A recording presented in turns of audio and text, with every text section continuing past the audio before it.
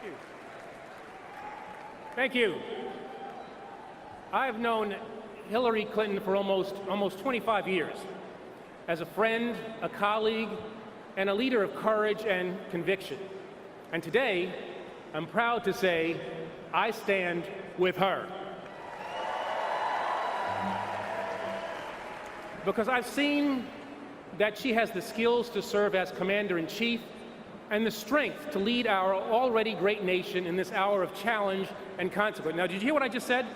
Already great nation. Donald, did you hear me? Already great nation.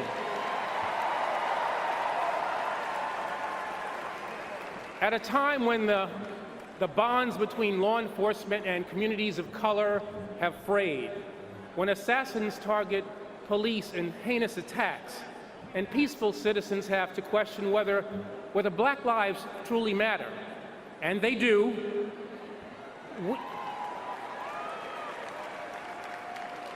we need a president who understands the reality that I saw in my travels across our country as our nation's 82nd Attorney General, that there should be no tension between protecting those who valiantly risk their lives to serve and ensuring that everyone is treated fairly by the police. Now, as the brother of a retired police officer, I am profoundly aware that an attack on a police officer anywhere is an attack on our entire society. So, it is not enough for us to praise law enforcement officers after they are killed. We must protect them, value them, and equip them with the right tools, tactics, and training while they are still alive. We must also come to realize that keeping our officers safe is not inconsistent with ensuring that those in law enforcement treat the people they are sworn to serve with dignity, with respect, and with fairness. We must commit ourselves to both goals. Hillary understands that the goals we share are the same: safer communities with less crime, where all of our loved ones, police and community residents, they get the chance to come home at night. As president, she will continue the work that needs to be done to rebuild trust, because she knows that we are stronger together.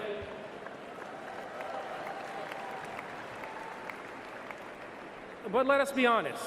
At a time when our justice system is out of balance, when 1 in 3 Black men will be incarcerated in their lifetimes, and when Black defendants in the federal system receive sentences 20% longer than their white peers, we need a president who will end this policy of over-incarceration.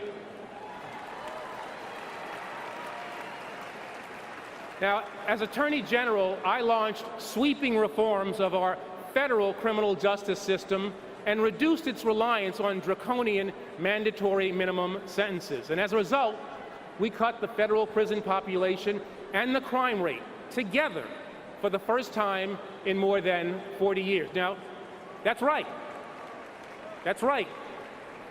Despite the fiction and the fear-mongering you've heard from the other party's nominee, violent crime has gone down since President Obama took office. As president, Hillary will go even farther. She fought as a senator against sentencing disparities and racial profiling. She used her first major speech as a candidate to lay out a bold vision for criminal justice reform. As a presidential candidate, she has talked about systemic racism in a way that no one else has. And she will help our nation summon the courage to confront racial injustice and face down the legacies of our darkest past.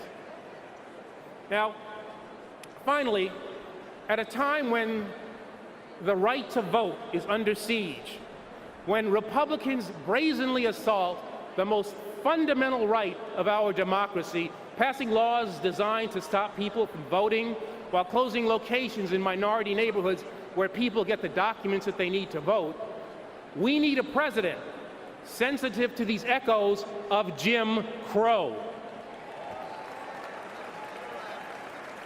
We need a president who holds the right to vote as sacred and stands firm against any kind of modern-day poll tax.